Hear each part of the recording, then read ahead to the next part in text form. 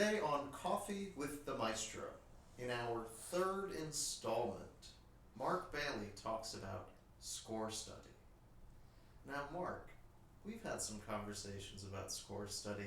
In fact, I remember a distinctive lesson where you had some particularly, how do I say, original thoughts about score study and what it means to prepare music as a conductor that go against traditional wisdom. Could you talk a bit about that and introduce the listeners to your thoughts on preparing music and score study?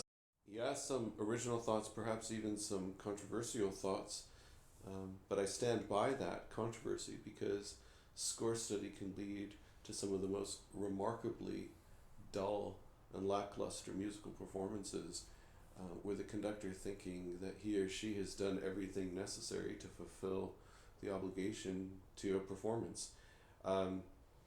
Score study as a concept, I think, is particularly problematic how it's been taught traditionally and how it was taught to me. Obviously, knowing the printed music, knowing what's there thoroughly is an objective that cannot be denied. It's critically important, but the way it's packaged as if almost with sort of biblical clarity that knowing the score and studying the score is the absolute full obligation that will fulfill the necessary knowledge again to rehearse and conduct a piece of in performance. And I think that's terribly lacking. Music study is what we should be doing, and music study requires getting to know a piece of music thoroughly from many points of view, not just from a written source, which is just that. It's a written source. It's a guidebook. My goodness, if you just do score study exclusively for Baroque and classical music, you're missing out on way too much invaluable information that we otherwise know through the study of style and performance practice through other sources. There is simply not enough information recorded in the score that is otherwise invaluable toward, again, the interpretation of music. So I say that because I really object to this sort of step-by-step dogmatic approach that says, the first thing you do is open that score and sit down at the piano and play through it and get to know melody and harmony, and I think actually doing that as the very first thing can put in the background necessary aspects of the music that should be there in the foreground, that should be there from the very beginning. I think there is perhaps a recipe to follow, but there's no order to the ingredients. And sometimes I think actually looking at the music and looking at the score is one of the very last things you do when getting to know a piece of music. So this whole concept presented in a dogmatic way of score study and knowing the score is something that needs to be expanded and amplified and seen in a much broader context. So my first question is, what do we mean by score study? For listeners who perhaps are not entirely familiar, what is the traditional method, the very kind of rote guidebook for traditional score study? Right. Well, questioning. Yeah, exactly. And it's sort of what I mentioned a minute ago. The way I was taught, and not necessarily by my primary conducting teachers, but some guest teachers that would come in and say, know the score, and they're right about that.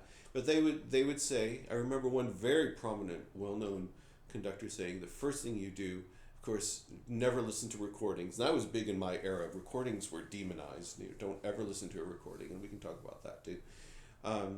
You sit down at the piano, whether you're a pianist or not, and you examine the harmony and the melodies, and you get to know the piece at the piano. Mm-hmm. I find that, again, if it's done exclusively or by rote, that's very problematic. At some point, though, I do think it's important to take the piece of music to your instrument, whatever your instrument is, voice, keyboard, violin, clarinet, and play through it. I think that's actually incredibly important. Um, but again, that approach to score study is presuming that the score has 90 to 100% of the information you need to be able to conduct that piece of music. Sure. And I disagree with that. If I may elaborate on Please. traditional score studies, some other details that I encountered were phrasal analysis, going through the score and Yes, that's right. counting the number of measures per phrase and knowing That's right. the phrase structure, knowing the sectional structures and how many measures are in each section. Oh gosh. Yeah. Other kinds of formal analysis in terms of tracking how and when motives are used and in what instrument, and knowing by heart the transfer of the motives from instrument to instrument. Detailed harmonic analysis where you put a Roman numeral to every single new harmony. That's right. Oh goodness, yeah, you're recalling all the stuff I've sort of blocked out. That was all part of what I was taught to do. If there's fugal, definitely you do Roman music, numeral analysis, harmonic analysis. Fugal music, you chart out subject, the main counter subject, all of those formal aspects. And I think there's all of the stuff that allowed to keep us in music school for 4 years. Yeah, exactly. As undergraduates. And then also knowing dynamic and expressive markings by heart. You know, so it's essentially score study, as Mark is describing, is a very replicative process where you're memorizing aspects of the music, whether you conduct from memory or not. The idea that you know it is that you know it without needing to consult the score. And as you probably are thinking already, these are not particularly creative ways of understanding a composer's musical process, but rather just understanding what's on the printed page. Yeah, well, that's putting it the right way. And I think it's not to say that any of that stuff you just described isn't helpful. Often it is, depending on the piece of music. Also, though, if the harmonic palette is self-evident, I don't think you need to write it in a score. Essentially what I'm saying, and this goes back to our previous installment, is that it starts with the ears, and the ears should comprehend as much about the piece of music as possible, and then whatever needs to assist the ears in the process of it by giving kind of a visual area of support, and that's the score, then you do that. But I'd say all of those things ideally happen a little bit later in the process. You try to get to know a piece of music in your ears as much as possible. Now, that's going to be tough for brand new pieces or pieces that don't have recordings or live performances. I get that, and we can talk about that as well. But I always think now that you get to know a piece of music by listening and listening and listening, all kinds of interpretations, all kinds of arrangements. Just open up your ears, then pull out that music and see what's going on in the score, already with an imprint in your mind, in the musical mind, in your ear, the memory of the ears of what's there, and then compare what's going on there to what you see and study from that point of view. I think is a much better process. Again, I admit if it's a brand new work or whatever, you have to take a different route because you can't do that. But for a lot of music, there are live performances, and there are YouTube videos, and there are recordings of all sorts. I also think that with a certain piece of music, when studying a piece of music, you listen to other pieces of music around it.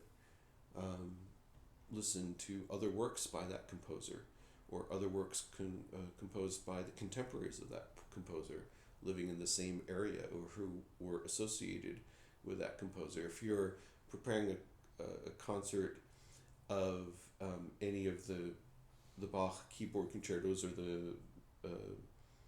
or I should say Yeah, I'll say that the Bach keyboard concertos. No, okay, so you'll edit this part a little bit. If you're preparing to lead performances of some of Vivaldi's concerti, such as the one for four violins, also listen to Bach's arrangements of those works and his adaptations when he did them for keyboard. You listen to all sorts of things and enliven the imagination of your ears. And then again, look what's on the page, because that's what the page is supporting. That's what the score needs to support. And then the score serves the purpose of the music rather than the music serving the purpose of the score. That makes a lot of sense.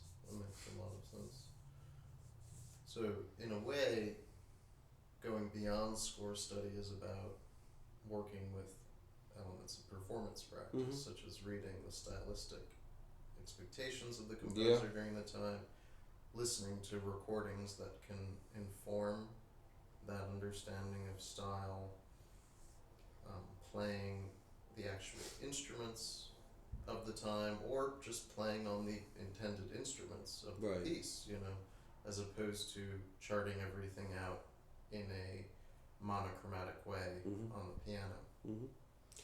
And by the way, listening, for instance, to recordings should be done very critically. It's not to replicate what's in the recordings, it's not to apply, but it's simply to hear how the music is being rendered in that particular instance by those musicians under that conductor, if it's orchestral, by that soloist. When I listen to recordings to get to know a piece, I'm automatically processing things I like or don't like, none of which means I'm there to replicate, but it just gives me a better sense of developing a taste also for the piece of music. And it'll be very interesting, because then when I do sit down with a score, I may notice things in the score and say, oh, well, I see that motive there, but I've never heard anyone bring that out. Maybe I can try to bring that out. Maybe there's a circumstance that doesn't allow it really to come out.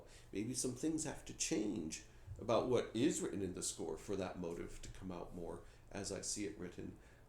Maybe there's some performance practice issues that would have allowed that motive to come out in the time in which it was written that have faded from where it is now. So it's a process. Again, the ingredients are all necessary, and the score is one of those ingredients, but the order really is circumstantial. And to train students to do this is fine, but I tell you, I've heard great lectures analyzing the anatomy of a Bach fugue in remarkable detail, only to hear the performance that followed be dry and boring and just stylistically forgettable. Sure. And I think that method of study actually fosters the dry intellectual style of performance, because you're not understanding the meaning of the musical elements. You're looking at everything but the meaning. Well, there's also a presumptuousness to there, because it's as if, well, we've acknowledged that this particular subject is developed in a certain way, and as if that's going to make it come alive in the performance. That because it's been acknowledged and because we realize it's there, that is enough, and it's not. Yes. You actually have to do something with it, through your hands or your voice or do something your with gestures. So do you mean do something that's not on the page? Is that what you're referring to? Oh God, yeah. Again, the page is only part of the clue.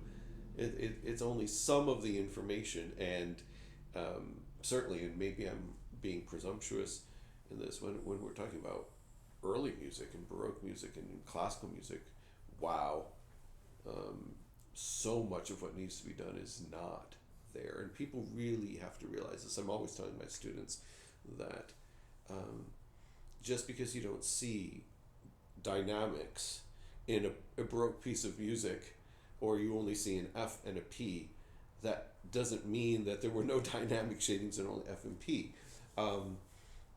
It means other things. There are other determining factors, such as affect, ethos, mood, all kinds of things. And we know that from other sources. But we're also finding this out to be true with romantic music as we study now the performance practice of romantic era music, realizing that even though there is more information in those scores, we don't really understand what's there, and misinterpret what's there. The modern era thinks that that music is saying something. It's not, because the various symbols and other expressive devices meant something a little bit different for Brahms and Liszt and even Mahler than it does for the composer today. We need to know those differences. So the score can be misleading, again, without these other resources right there, side by side.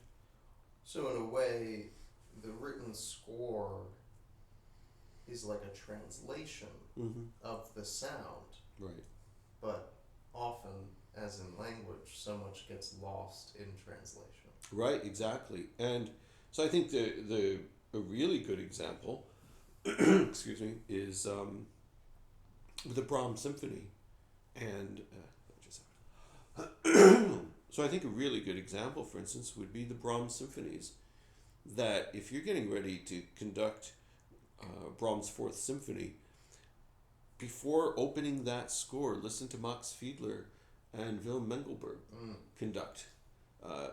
And anyone else who was close to Brahms' time, who was, had some sort of connection to Brahms, is in that lineage, and hear what they were doing, and hear the sort of musical and interpretive gestures they apply to the music, and then go to the score. And it will be remarkable that what you're hearing then in the recordings has to relate to the score in some way, because those conductors were using the score, but it will also point out that certain markings must mean something different. And then luckily we have people like Clive Brown and others who have done a lot of research and are doing a lot of research. You and I are doing research in this area to help elucidate what these things mean. But see, the recordings are going to tell you more about the piece of music, the historical recordings in this case, at first than the score will. And that basically answers a question that I thought of as you were speaking. For a young conductor or any musician, how do you select the recordings that you study in interpreting a work of music? And in my experience talking with people, often it's simply, I just really like how this person does that, or I really like how this orchestra plays Mahler or Brahms, and this is the Mahler orchestra, this is the Brahms orchestra, but there's not really a whole lot to back it up. Yeah. And I've always been weary of just relying on just pure musical.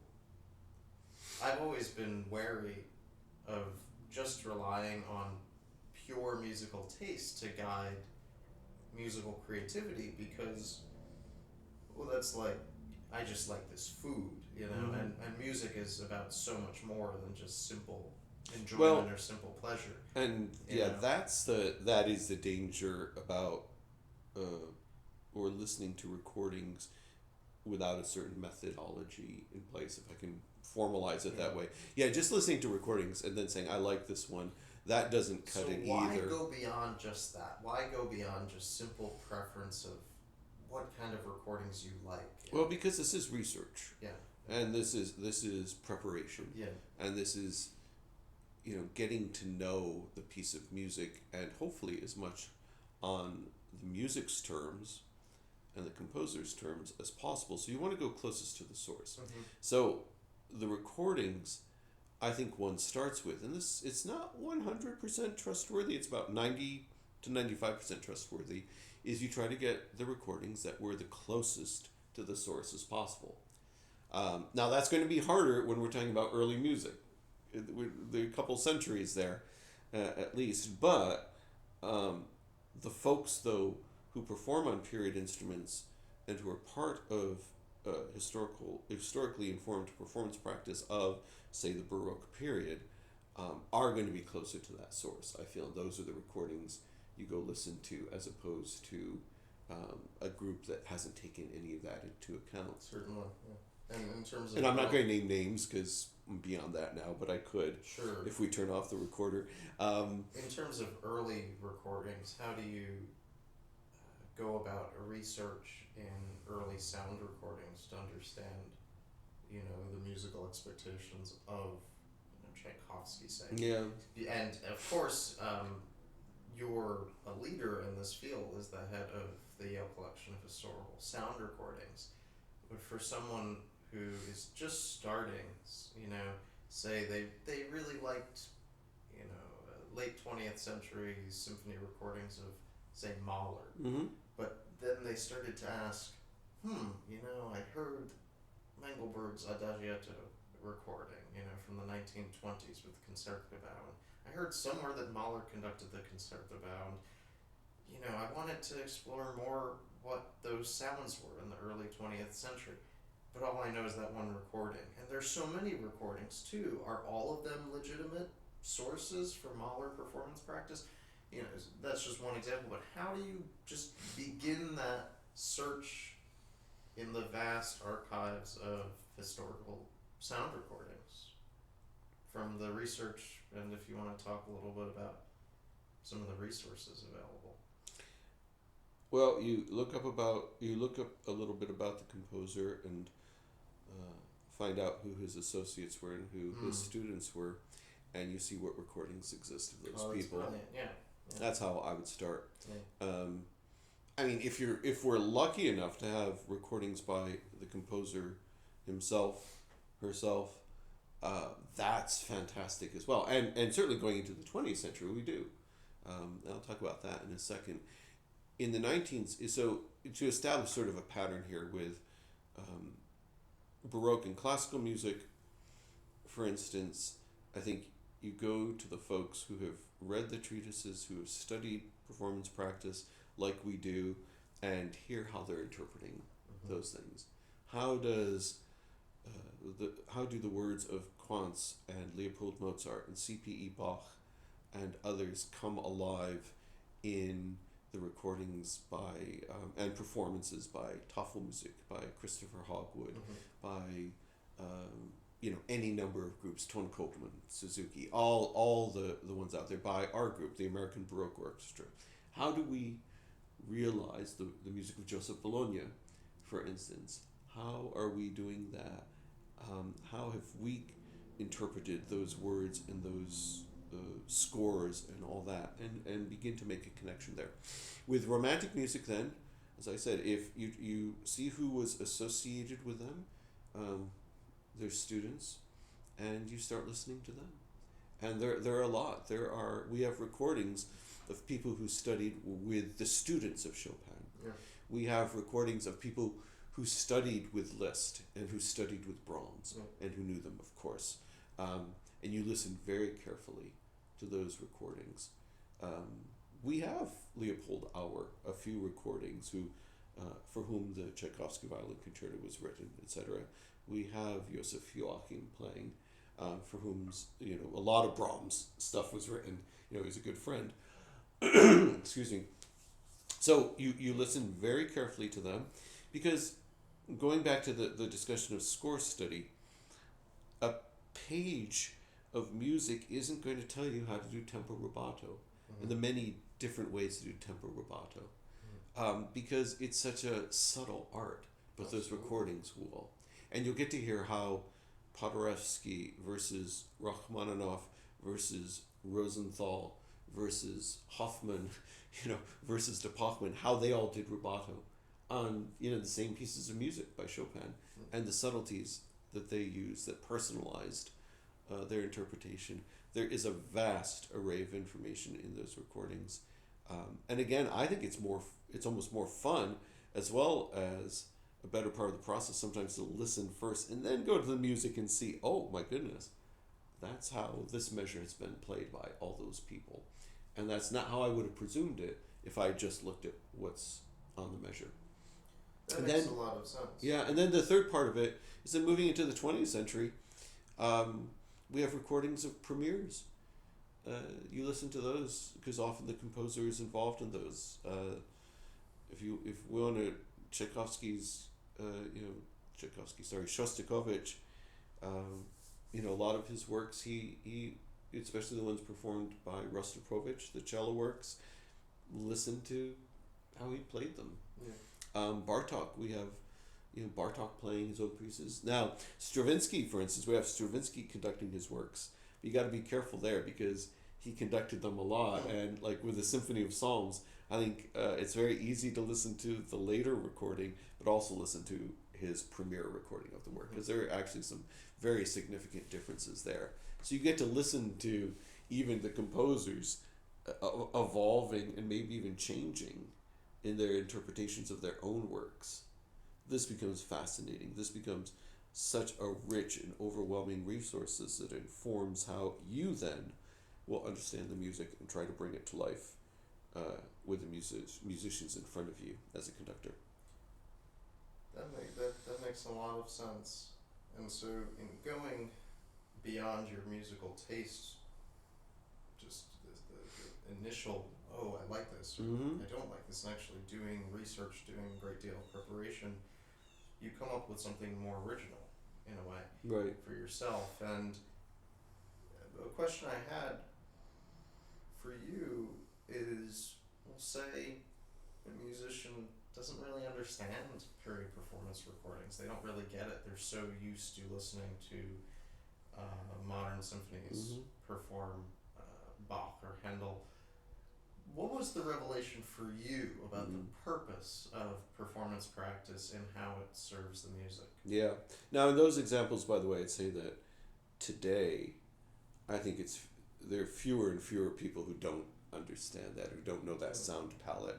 Right, I think 9 out of 10 times when a piece of Baroque music is played on the radio now, it's going to be on period instruments and not on modern instruments. Whereas when I was a kid, it was obvious. It was the reverse. Of course, it was quite a significant shift that had to take place for musicians of my age, and much less now for younger musicians. Even since I've been working in Baroque music, when I started working with students, even 15, 20 years ago, it was much different than now. They are so incredibly willing now.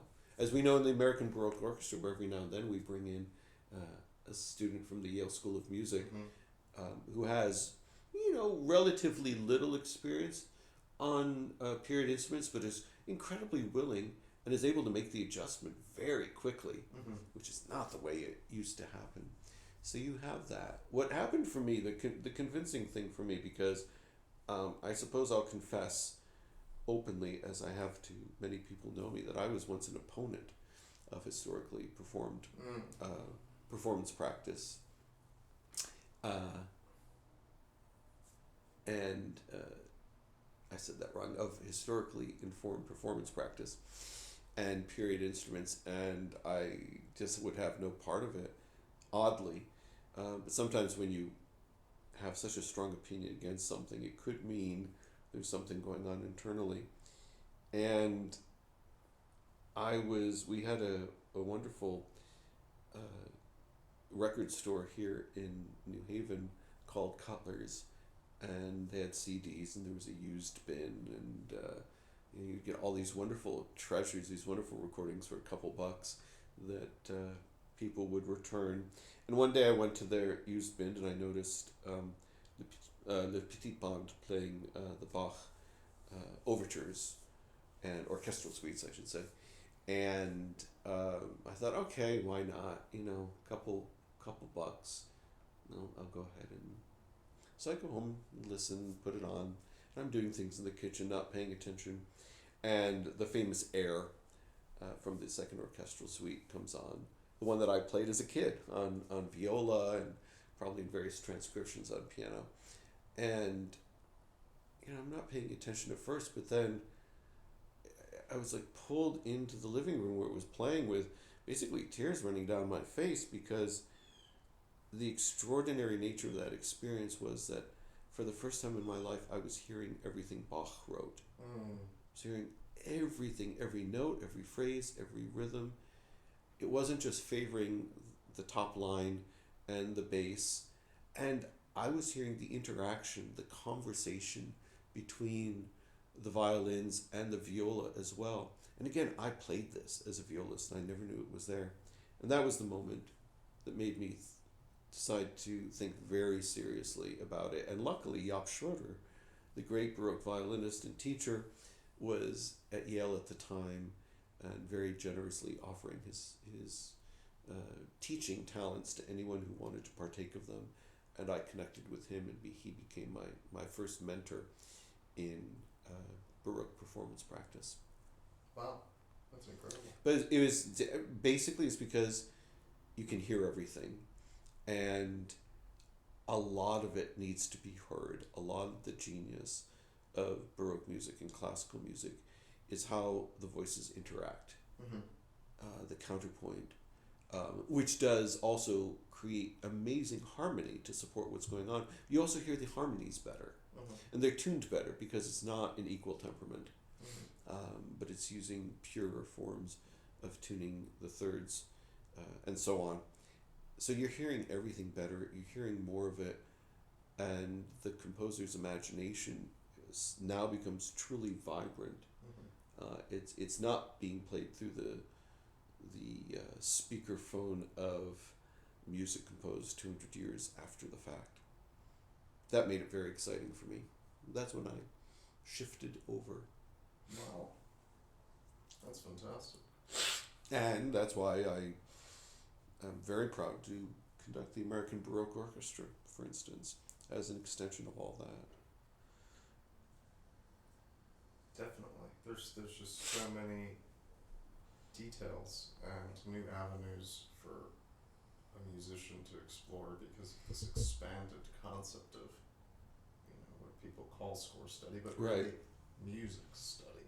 Now, it is music study. I have to say, by the way, also the ban on listening to recordings seems to have been lifted. But a lot of younger musicians listen to recordings, and a lot of recordings, and I don't hear of teachers forbidding it like they used to.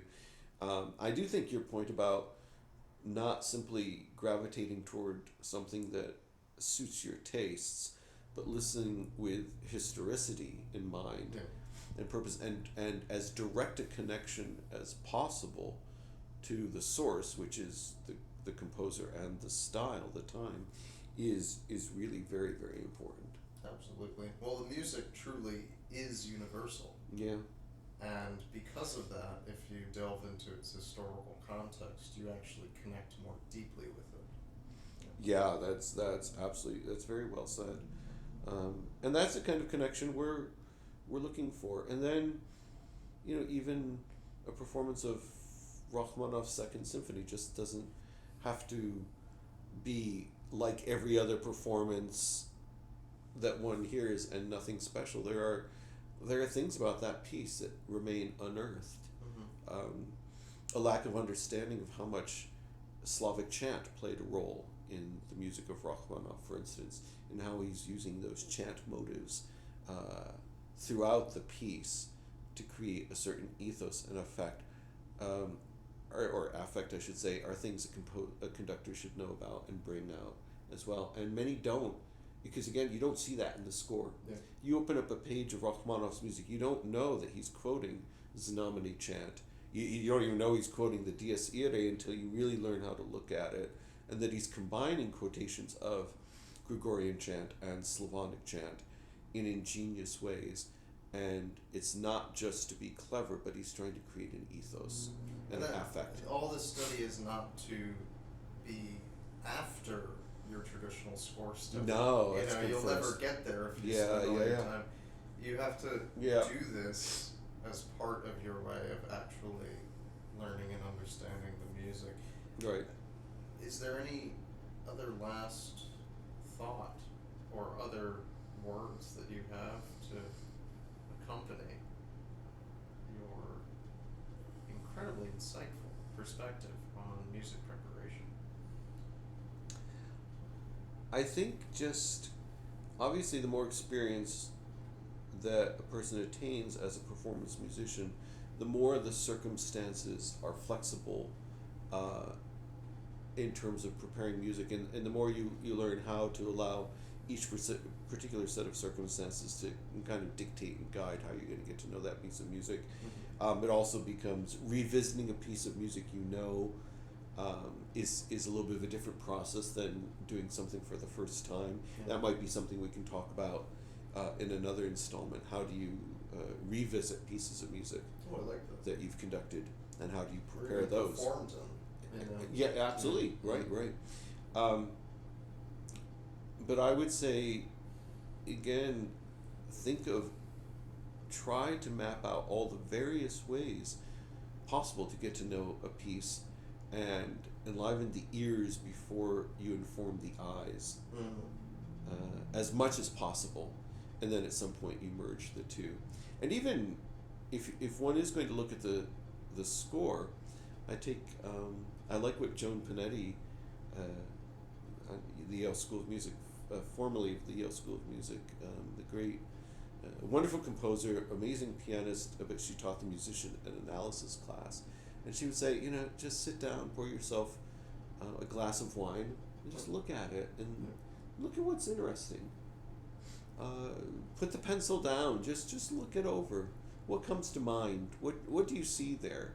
What does that page look like? What's sort of coming out at you as you've been listening to the piece of music? What springs forward? And then, maybe look a little deeper underneath and pursue things that need to be pursued, but let that tell you what you need to know.